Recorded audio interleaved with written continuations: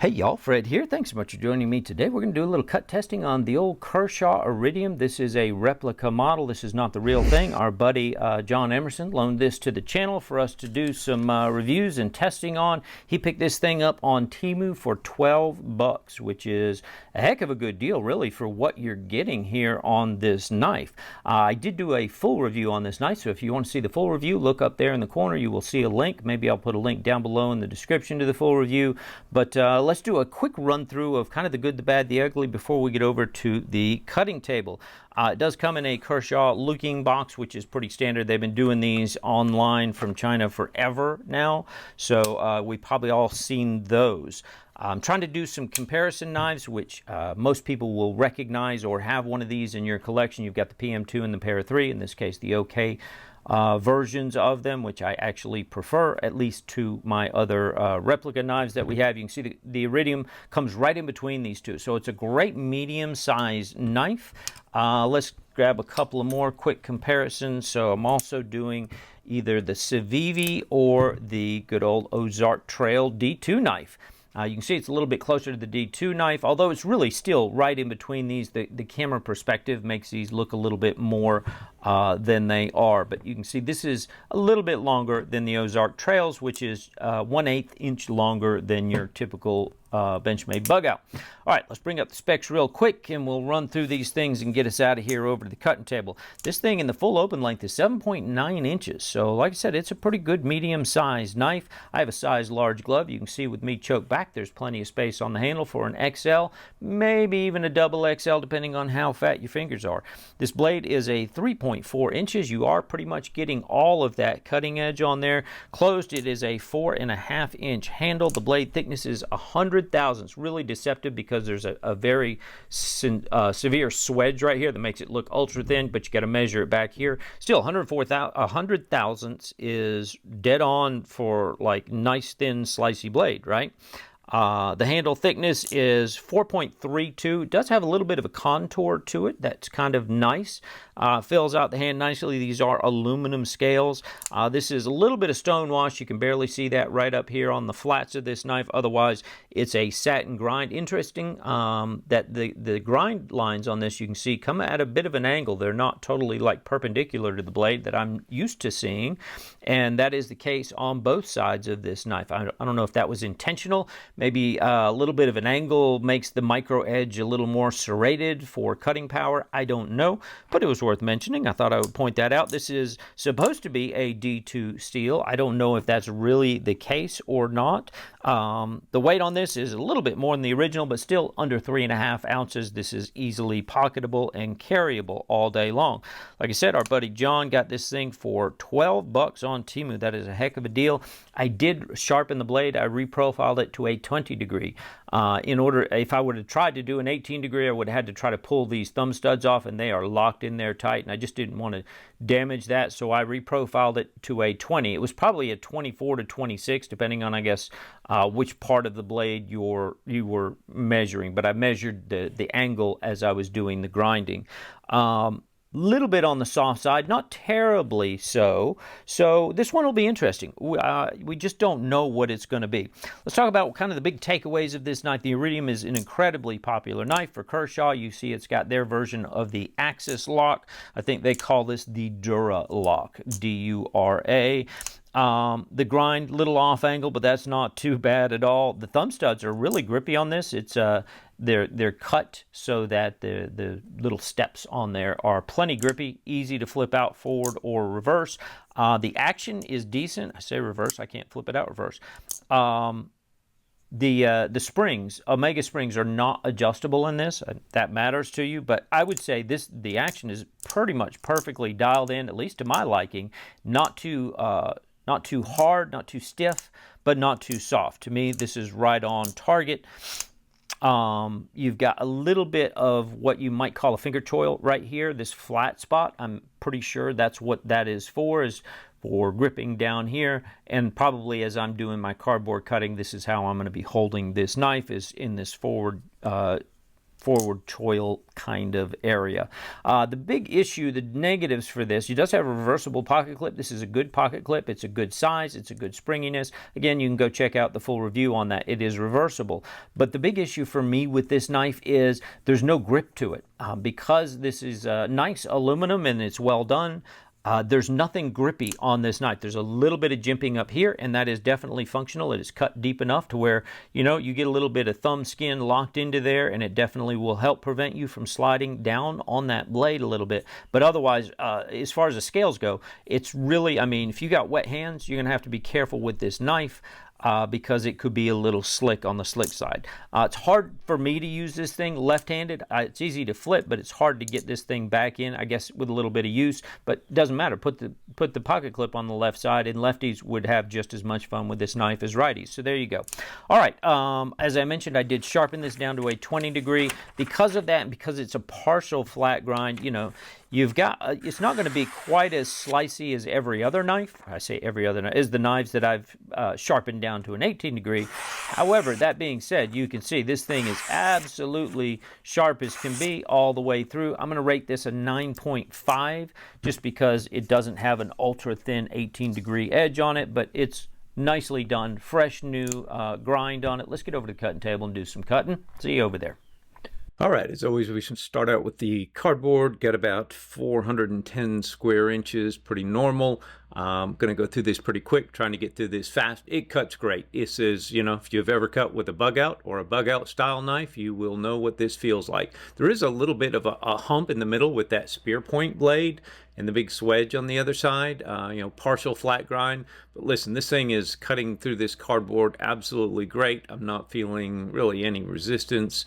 It's a relatively thin and slicey blade. Great, no worries. You can cut cardboard with this thing all day long. It's kind of what it's for. Great EDC knife. The real test is how does that edge hold up. So let's see how that's going to do here. And that's a pretty good first pass right there. And again, I'm not hitting any snag. Let's go real slow all the way through from the heel to the tip and see. Man, that's pretty darn impressive for a $12 knife, y'all. You know, I said it started at a 9.5. It really is still at a 9.5. I'm not feeling any snags or anything. So this is not really a major test. This spear point blade, you have to hold it a little bit higher, but not uncomfortably so. And you can see draw cuts are a breeze with this knife. Cuts through that cardboard, no issues. Just, you know, that's a pretty common cutting method that we all do with our EDC knives. I had to change hoses. I ran out of my rubber reinforced hose. This is one of those kind of flexible but hard plastic reinforced hoses. I thought, well, this will be a good edge killer. Let's see how this will hold up. I just happened to have one laying around when I needed to do these tests. I'm still chopping up. Why do I chop up these hose pieces? Because that's what I did with the rubber hose, and just to try to have some sense of comparison between the rubber and this plastic hose. I got to give it a little more than just 5 cuts. So let's see if that did any damage to the edge of the knife. And so far, nothing. And I'm going slow. You saw that right across the tip of the blade where I was mainly cutting that hose. Still no damage. So here's where we get to ask the question, what kind of edge retention should we expect out of a $12 knife here?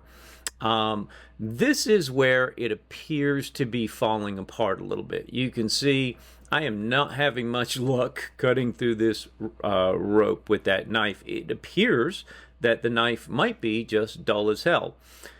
Appearances can be deceiving. Let's put it up on the board and we will try it again with the flat edge in the middle of the blade there. You can see it's still not cutting through this rope very good. I'm going to blame that on me. I think that was a function of the sharpening job I put on it. But let's see if it's as dull as it looked there. And y'all, look at that. There is nothing dull about this knife. There's no damage to that edge of that knife whatsoever. So at this point, I'm just pretty shocked. I don't know what to say. I'm going to drop it to a 9 just because certainly a $12 knife must be at a 9 by now. I'm going to choke forward, put my finger on this and my thumb on that jimping on the back. I want to see how comfortable or not that is. That's really what the wood cutting test is really about here.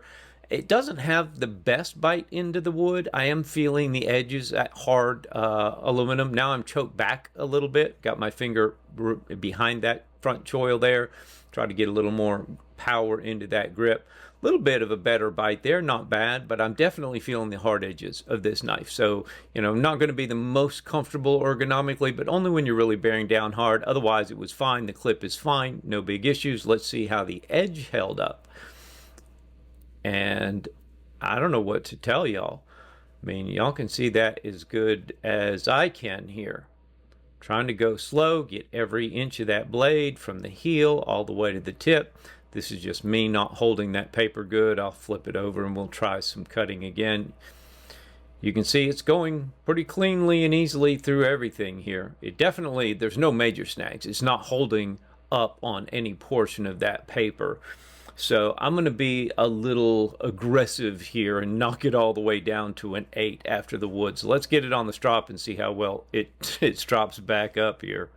All right, so as normal, I'm going to do about, I think, total of 20 passes on each side. I do 10 on the brown, which is a 16 micron on the rough side, and then a 6 micron is the green here. I mean, we only went down to an 8, so we don't have to go very far to get it back to a 10, but that should be plenty enough. And here you go. I mean, it was kind of cutting that way almost before I stropped it, but definitely you can maybe see here, it's laser sharp again, clean cuts all the way through the paper, no even hints of any snags. So we're easily back to a 10 here. All right, let's pull up the stats and bring this thing on home here. This is the Kershaw Iridium. This is a Temu special replica model for $12 that our buddy John loaned to us.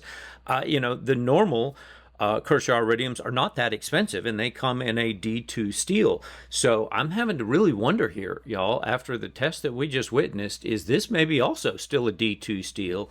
And then you got to wonder, well, gosh, if their Kershaw's made in China using a decent D2 steel, and this is made in China using a decent D2 steel, like maybe they're made in the same factory, like one stall over or something.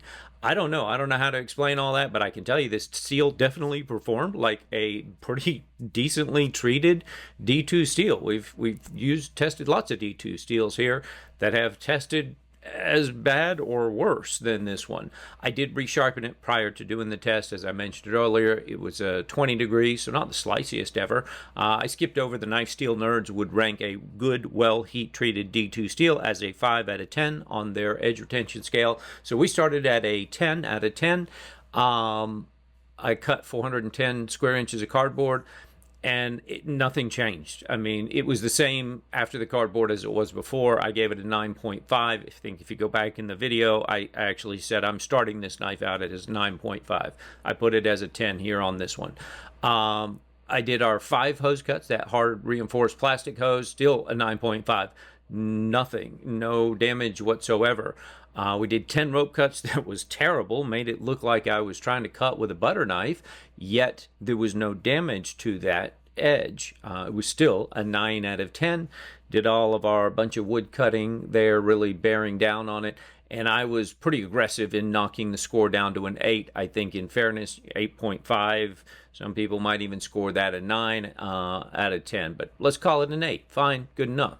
Stropped it back, 20 strokes per side, 10 out of 10, back to great, right? This knife is way better than what I expected for a $12 Temu knife, probably better than any of us expected. Obviously, sharpening the knife before doing the test, I'm sure that helped it a lot. There was no damage, as I mentioned, after the cardboard, really almost no damage after the hose and rope. Really bad rope cutting. Let's talk about that for a quick second. When I sharpened this knife, I went all the way up to an 800 grit. So I start out, I think it's a 240, a 320 grit, then a 400 grit, then a 600 grit, then an 800 grit. I have the Workshop Professional Precision Pro Adjust system, and I probably should have stopped at a 600, maybe even a 400, but definitely should have stopped by a 600. I think going to that 800 grit put just too fine of an edge on it and it lost the bite. So there was no real bite. And you'll hear a lot of people, 𝗏𝗍's knives refers to this a lot, that, you know, you don't want to sharpen to too high of a grit for certain types of steel because it loses the bite in that edge. It might be, you know, mirror finished, but it doesn't have a good bite in it. And I think that's probably what hurt me, why that rope cutting wasn't a little bit better than, you know, what we might expect for a knife that's still otherwise really sharp. Otherwise, did really good. The ergonomics, I'm going to call it good. The corners are on that aluminum are a little, you know, they're almost 90 degree. They're rounded off a little bit, but when you're really bearing down on something hard like that wood, you can feel the corners of the handle, you know, and get a little bit of a hot spot. The clip was fine. That was no issue at all. I mean, what you're dealing with here is basically a better version of the bug out. And just because I'm not a real big bug out fan, some of you guys may love the bug out. Certainly, this is not an S30V steel, although I don't know, it might have held up just as good as an S30V. That's certainly open for y'all's own opinions.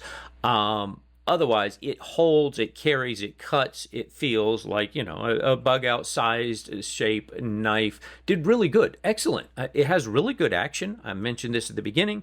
The springs are just about dialed in perfect. The thumb studs are just grippy enough for easy flipping in and out. Really good action in and out. Had great edge retention. I mean, way better than I think any of us thought. The only downside I can really give this knife is the scales are a little bit smooth. That can be a little slippery. Again, the edges are, you know, the corners around the scales are a little hard on your hands if you got soft little girly hands like me, I guess. So there you go. But overall, fantastic value for $12. This is a home run in terms of dollar value here. So overall edge retention, I'm giving it an 8. That's probably a little harsh. Maybe an 8.5 would have been more appropriate. In terms of an EDC, 8.5. I give, you know, very different scores on EDC because how fidgety is it? To me, that functions into a knife I want to carry every day. I want one that's kind of fidgety. And you get the axis lock, the Duralock, they call it. That's a little fidgety. That's pretty good. You can front flip it with your thumb. You can reverse flip it with your finger. That makes it a little more fidgety. Certainly, it's lightweight. It's going to hold up well. The well-built aluminum scales. Doesn't take up much space in your pocket, and when it holds an edge like that, there's not much more you can ask for like a really good EDC carry at $12. Absolute home run, right? All right, hopefully that is helpful to you guys, and you guys are all as shocked about this as I am. As always, if you're not already subscribed, please hit that subscription notification button. We'd love to have you join our band of renegades. Throw your boy a thumbs up if you're still hanging out, because I really need it. Thanks so much for that. Love to hear what you guys think down in the comments. As always, look forward to chatting with you. Otherwise, y'all be good and have a great day. Talk to you soon.